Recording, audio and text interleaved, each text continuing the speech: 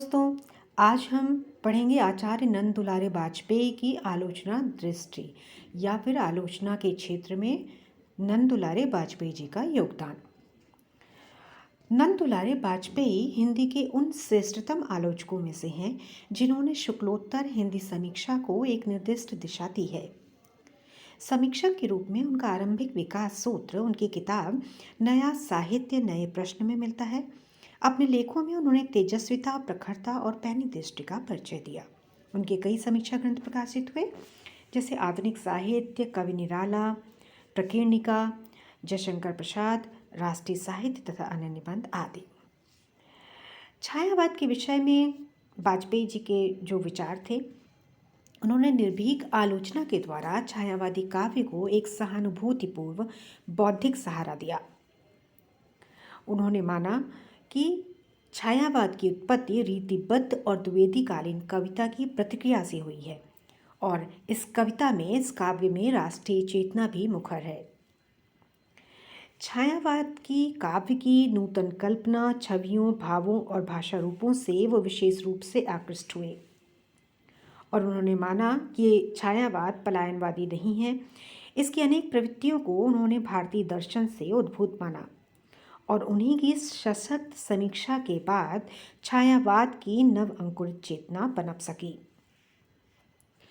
शुक्ल जी के शिष्य परंपरा का होकर भी उनका अब अलग अलग लोगों के बारे में उन्होंने क्या कहा या उनकी क्या समीक्षा की, उस बारे में हम पढ़ेंगे। तो शुक्ल जी के शिष्य परंपरा का होकर भी उनकी लोकवादी, नीतिपरक और एकांगी आलोचना पद्धति का वाजपेयी जी ने विरोध किया। महावीर प्रसाद द्विवेदी जी के भाषा परिष्कार संबंधी दृष्टिकोण तथा उनकी सुरुचिपूर्ण संपादन कला को महत्व देते हुए भी उनके साहित्य को साधारण कोटि का माना। प्रेमचंद के आदर्शवाद की भी उन्होंने प्रशंसा नहीं की। उन्होंने माना कि प्रेमचंद के पात्र वर्गगत, जातिगत हैं, व्यक्तिगत नहीं, और उनके उपन्यास गोदान को राष्ट्रीय एवं महाकाव्यात्मक मानने का वाजपेयी जी ने विरोध किया। सुमित्रा नंदन पंत जी के विषय में उन्होंने लिखा कि सन 32 या उसके आसपास पंत जी कवि के बदले कलाकार अधिक हो गए थे और काव्य रचना के स्थान पर कुछ ऐसी कृतियां करने लगे जो ललित की अपेक्षा उपयोगी अधिक थीं। नई कविता पर विचार करते हुए वे हरिवंश राय बच्चन जी की कविताओं को एक नई आलोचनात्मक उद्भावना के साथ मूल्यांकित किया कि अनुभूति के क्षेत्र में बच्चन की सी गहराई छायावादी कवियों में कम मिलेगी, यद्यपि बच्चन की यह गहराई अत्यधिक वैयक्तिक है। प्रयोगवादी कविता की आलोचना करते हुए उसे उन्होंने उलझी हुई संवेदना की अभिव्यक्ति माना। निराला के संदर्भ में उन्होंने बुद्धि तत्व और अभिधा मूलक को उनके काव्य की सीमा स्वीकार की। वाजपेयी जी ने काव्य में मुख्यतः सौंदर्य अनुसंधान किया है और इसे जीवन चेतना से संपृक्त रखा है, किंतु कथा साहित्य और नाटक की आलोचना में वे मुख्य रूप से मूल जीवन चेतना और सामाजिक प्रभाव तथा उसके परिदृश्य का आकलन करते हैं।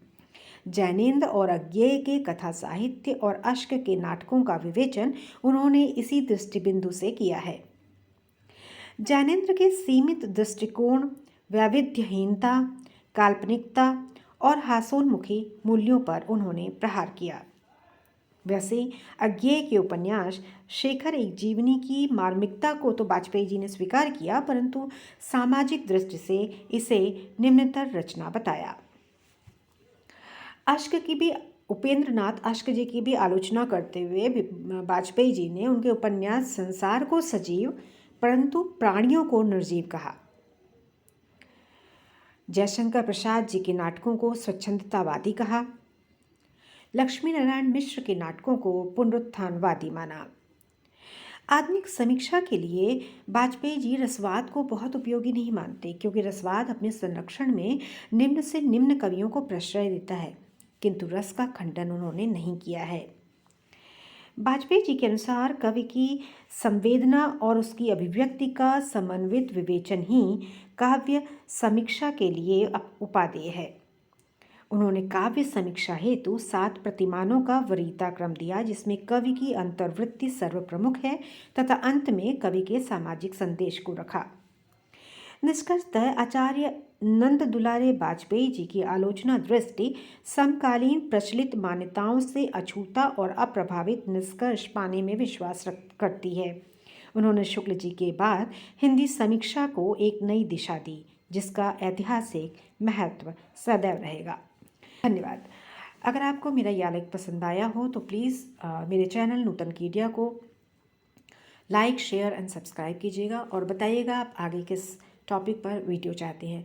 मैंने इसके पहले भी आलोचना के क्षेत्र में हजारी प्रसाद द्विवेदी जी के योगदान पर वीडियो बनाया है, आप उसे प्लेलिस्ट में जाकर चेक कर सकते हैं। और आगे भी डॉक्टर नगेंद्र और डॉक्टर रामविलास शर्मा जी के ऊपर मैं वीडियो बनाने वाली हूँ। धन्यवाद।